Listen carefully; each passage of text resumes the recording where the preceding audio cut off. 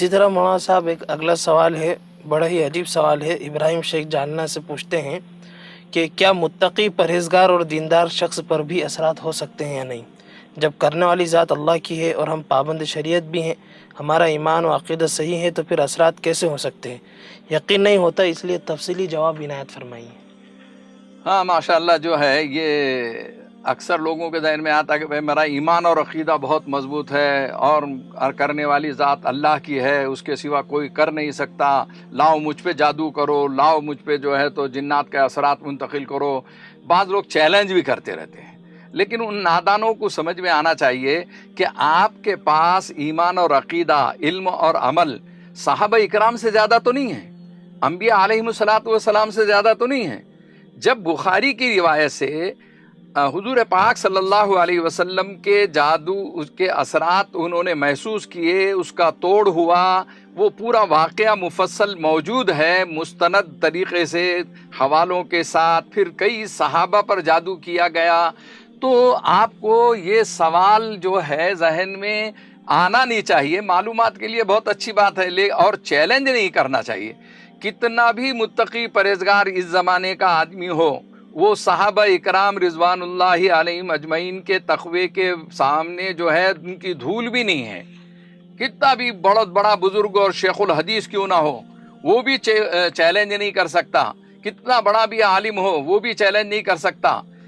البتہ ایک فرق محسوس کیجئے، میں نے اپنی کتاب طب روحانی اور تاثیر قرآنی میں اس فرق کو بتلایا ہوں کہ جن لوگوں کے معمولات نہیں ہوتے ہیں، جن لوگوں کے پاس اعمال نہیں ہوتے ہیں، جو بہت دیندار متقی پرہیزگار نہیں ہوتے ہیں، ان کے اوپر جادو کا اثر 100% ہوتا ہے،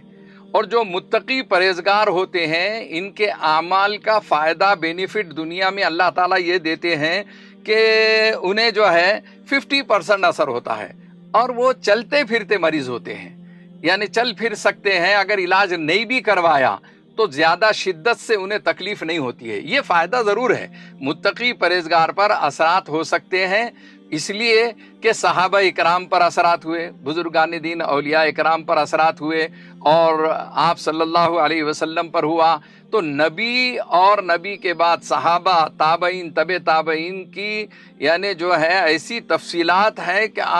محیر العقول بولیں گے ہم، عقل حیران ہو جاتی ہے کہ اتنے تقوی اور پرہیزگاری کے بعد کیسے ہوا۔ مثلا یہ کہ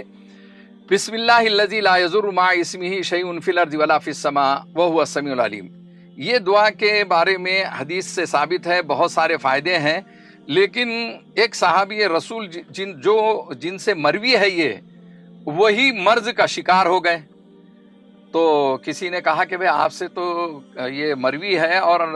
فنا فنا حفاظت کے لیے، بیماری کے لیے جو ہے آپ نے لکھا ہے، پھر آپ اسی بیماری کے اندر کیسے کیا مبتلا ہو گئے؟ تو انہوں نے فرمایا کہ بخدا، قسم بخدا، واللہ العظیم، میں نے اس دن یہ دعا پڑھنا بھول گیا تھا، اور اس کے بعد یہ چیز ہوئی۔ معلوم یہ ہوا کہ دعاؤں سے ڈیفنس ضرور ہوتا ہے، دفاع ضرور ہوتا ہے، اور کسی دن بھول ہو گئی اور وہ بھول کروائی بھی جا سکتی ہے۔ بھئی آپ کے تقدیر میں کوئی تکلیف لکھی ہے تو وہ کیسے آئے گی؟ آپ تو دعا معمول سے پڑھتے ہی جا رہے ہیں تو نہیں آئے گی۔ تو قدرتی طور پر بھی اللہ کی طرف سے ایسا کچھ لمحہ آتا ہے کہ اس میں وہ بھول جاتا ہے، اور وہ اس کا اٹیک ہو جاتا ہے، وار ہو جاتا ہے، اور وہ مرض میں مبتلا ہو جاتا ہے۔ تو متقی پرہیزگار اور دیندار شخص کو بھی دعویٰ نہیں کرنا چاہیے، چیلنج نہیں کرنا چاہیے کہ ہمارے اوپر کوئی اثر نہیں ہوتا، اس لیے کہ صحابہ اکرام پر ہوا، بزرگان دین پہ ہوا۔ اللہ تعالیٰ پوری امت مسلمہ کی ان بد اثرات سے حفاظت فرمائے۔